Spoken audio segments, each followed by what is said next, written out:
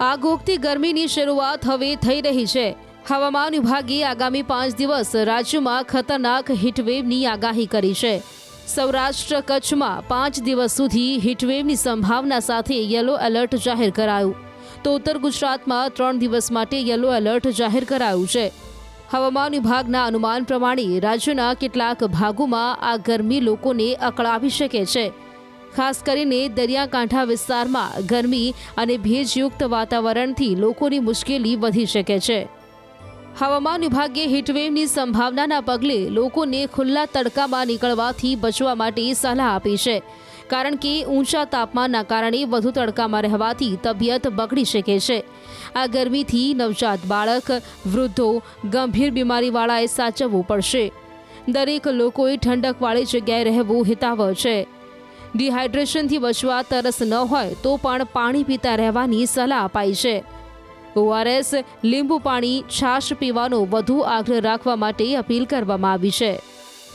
राजकोट और कच्छ जिसमें आने वाले 5 दिनों के लिए हीट वेव की वार्निंग है, जिसमें डे 1, डे 2, डे 3, डे 4 और डे 5 डे शामिल हैं। और इसके अलावा डे 3 और डे 4 में अमरेली और भावनगर के लिए हीट वेव की वार्निंग है।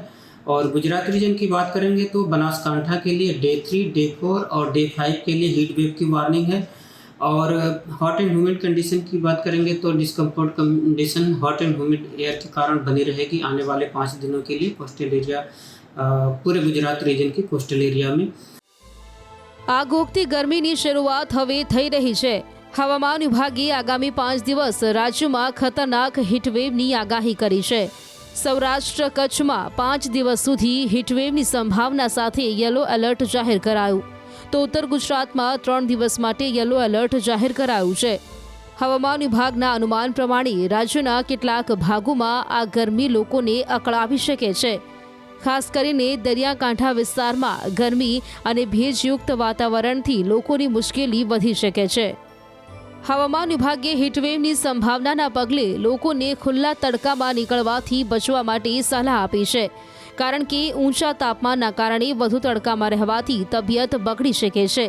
આ ગરમીથી નવજાત બાળક, વૃદ્ધો, ગંભીર બીમારીવાળાએ સાચવવું પડશે। દરેક લોકોએ ઠંડકવાળી જગ્યાએ રહેવું હિતાવહ છે।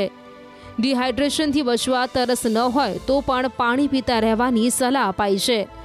ORS, લીંબુ પાણી, છાશ પીવાનો વધુ આગ્રહ રાખવા માટે અપીલ કરવામાં આવી છે।